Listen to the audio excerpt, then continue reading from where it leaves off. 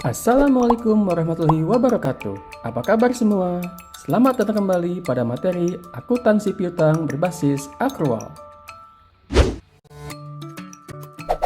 Pada video kelima ini, kita membahas penyisihan dan penghentian piutang sebagai materi terakhir.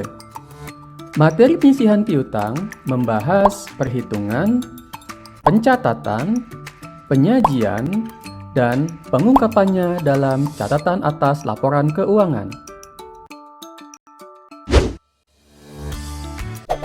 Pembahasan dilanjutkan dengan materi penghentian piutang yang terdiri dari penghapus bukuan, penghapus tagihan, penerimaan kembali piutang yang dihapus bukukan, dan penerimaan kembali piutang yang dihapus tagihkan. Yuk kita mulai.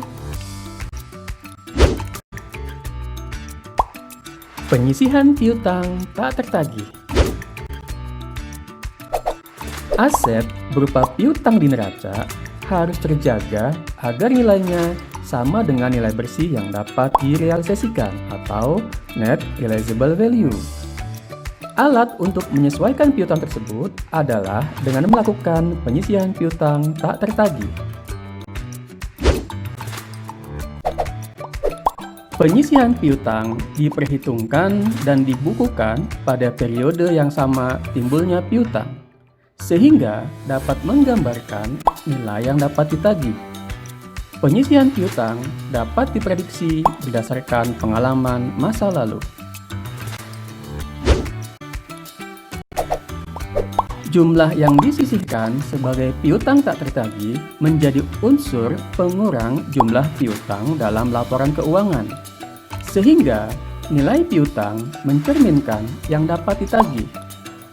Jumlah penyisihan dan dasar penyisihan dijelaskan dalam catatan atas laporan keuangan.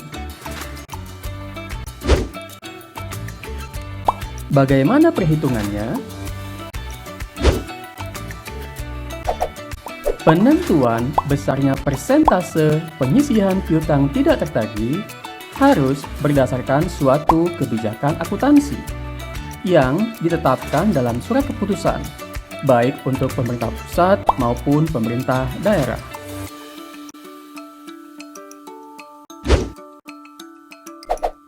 Dalam menetapkan kebijakan akuntansi penyisihan piutang yang didasarkan pada umur piutang, sebaiknya dibedakan menurut jenis piutang, baik dalam menentukan umur maupun penentuan besar yang akan disisihkan.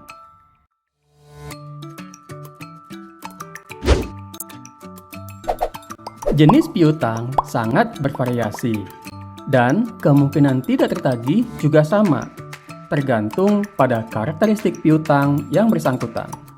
Karena itu, sangat diperlukan pengalaman dan sikap hati-hati dalam menetapkan besarnya penyisihan piutang.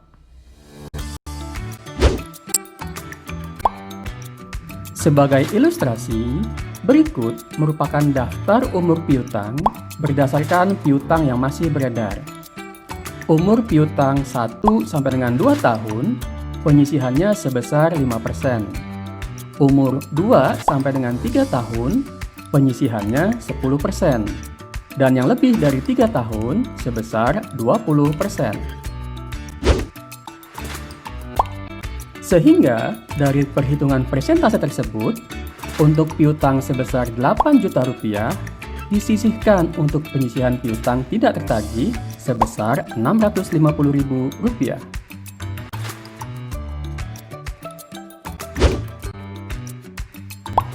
Lalu bagaimana pencatatannya?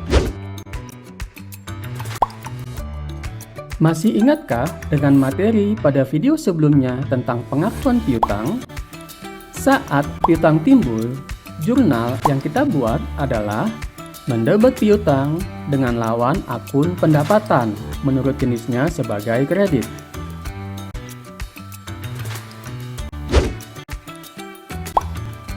Untuk penyisihan piutang dicatat sebagai beban yang merupakan koreksi agar nilai piutang dapat disajikan di neraca sesuai dengan nilai yang diharapkan dapat ditagih. Jurnalnya adalah beban pada debit dan penyisihan pada kredit. Selanjutnya, bagaimana penyajiannya? Penyajian penyisihan piutang di neraca merupakan unsur pengurang dari piutang yang bersangkutan, sehingga piutang disajikan sebesar nilai bersih atau netonya.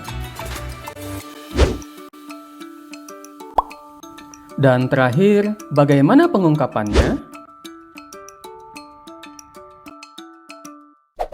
Setelah disajikan di neraca, informasi mengenai akun piutang harus diungkapkan dalam catatan atas laporan keuangan. Informasi dimaksud dapat berupa kebijakan akuntansi, rincian jenis-jenis saldo, dan penjelasan atas penyelesaian piutang. Penghentian pengakuan piutang. Penghentian pengakuan piutang dilakukan berdasarkan sifat dan bentuk yang ditempuh dalam penyelesaian piutang. Secara umum, penghentian piutang dengan cara membayar tunai atau melaksanakan sesuatu sehingga tagihan selesai atau lunas. Penghentian pengakuan piutang selain karena pelunasan juga bisa dilakukan karena adanya penghapusan. Penghapusan piutang dikenal dengan dua cara, yaitu penghapusan bersyarat dan penghapusan mutlak.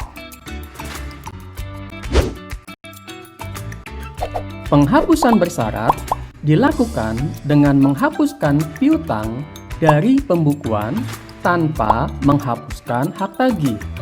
Sedangkan penghapusan secara mutlak dilakukan dengan menghapuskan hak tagih. Penghapus bukuan piutang atau write-off. Penghapus bukuan piutang adalah kebijakan interest management yang merupakan proses dan keputusan akuntansi yang berlaku agar nilai piutang dapat dipertahankan sesuai dengan nilai bersihnya. Penghapus bukuan piutang tidak secara otomatis menghapus kegiatan penagihan piutang. Apabila piutang dihapus bukukan, piutang dialihkan dari pencatatan intrakontabel menjadi ekstrakontabel. Dalam peraturan pemerintah tentang tata cara penghapusan piutang, penghapusan ini dikenal sebagai penghapusan secara bersyarat, yaitu menghapuskan piutang tanpa menghapuskan hak tagih negara atau daerah.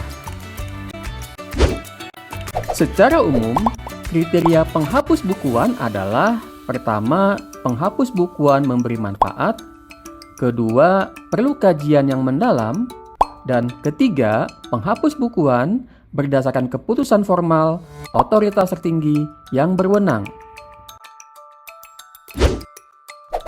Penghapus bukuan piutang dibuat berdasarkan berita acara atau keputusan pejabat yang berwenang untuk menghapus tagih piutang. Keputusan dan atau berita acara merupakan dokumen yang sah sebagai bukti akuntansi penghapus bukuan. Berdasarkan keputusan penghapus bukuan piutang sebagai dokumen sumber, piutang dihapuskan dari pembukuan dengan memo penyesuaian. Jurnal untuk mencatat penghapus bukuan piutang tersebut adalah penyisihan debit dan piutang kredit. Meskipun dihapus bukukan, satuan kerja harus tetap mencatat jumlah piutang secara ekstrakontabel. Penghapus bukuan piutang harus diungkapkan secara cukup dalam catatan atas laporan keuangan agar lebih informatif. Penghapus tagihan piutang. Penghapus tagihan adalah sebuah keputusan yang sensitif, penuh dengan konsekuensi ekonomi. Oleh karena itu, penghapus tagihan piutang harus berdasarkan kriteria, prosedur, dan kebijakan yang defensif. Penghapus tagihan piutang dilaksanakan sesuai dengan perundangan yang berlaku. Oleh karena itu, apabila upaya penagihan yang dilakukan oleh satuan kerja yang berpiutang gagal, maka satuan kerja melimpahkan ke PUPN. Setelah mekanisme penagihan melalui PUPN tidak berhasil, berdasarkan dokumen atau surat keputusan dari PUPN, dapat dilakukan penghapus tagihan. Hal ini dikenal penghapusan mutlak, yaitu penghapusan dengan menghapuskan hak tagih. Penerimaan kembali piutang dihapus bukukan. Suatu piutang yang telah dihapus bukukan ada kemungkinan diterima kembali pembayarannya karena timbulnya kesadaran dan rasa tanggung jawab yang berutang. Penerimaan piutang yang dilakukan penyisihan dan dihapus bukukan tahun berjalan diakui sebagai pengurang beban. Terhadap penerimaan piutang yang dilakukan penyisihan pada tahun sebelumnya dan dihapuskan pada tahun berjalan diakui sebagai pendapatan lain-lain. Sebagai ilustrasi, transaksi atas penerimaan piutang yang telah dihapus bukukan, perhatikan contoh berikut. Pada neraca tahun 20X1, saldo piutang sebesar Rp10.000 dengan akumulasi penyisihan Rp6.000, sehingga piutang bersih Rp4.000.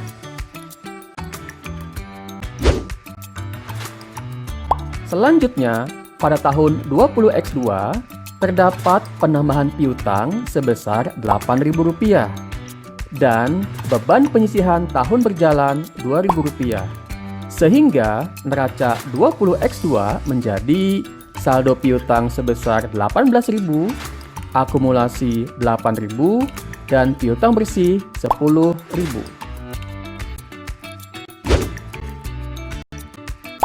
Pada tahun 20X2 dilakukan penghapusan piutang sebesar Rp4.000 dari penghapusan piutang tahun 20X1 yang telah disisihkan Rp2.000. Untuk memunculkan kembali piutang tersebut, jurnalnya, piutang debit, dan penyisihan kredit. Atas penerimaan kas tersebut, diakui sebagai pengurang beban penyisihan tahun berjalan sebesar Rp2.000 dan diakui sebagai pendapatan lain-lain Rp2.000. Jurnal untuk menghapus piutang adalah debit penyisihan piutang dan kredit piutang. Piutang yang telah dihapus tagihkan dan di kemudian hari diterima pembayaran atau pelunasannya, maka terhadap penerimaan kembali piutang yang telah dihapus tagihkan tersebut diakui sebagai pendapatan lain-lain.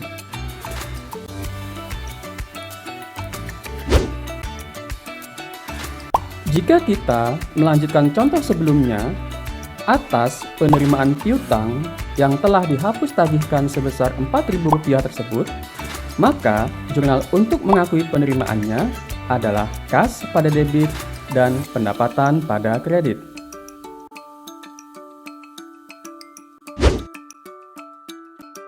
Demikianlah penjelasan atas penyisihan dan penghentian piutang. Terima kasih telah menonton video ini. Sampai berjumpa pada materi yang lain. Assalamualaikum warahmatullahi wabarakatuh.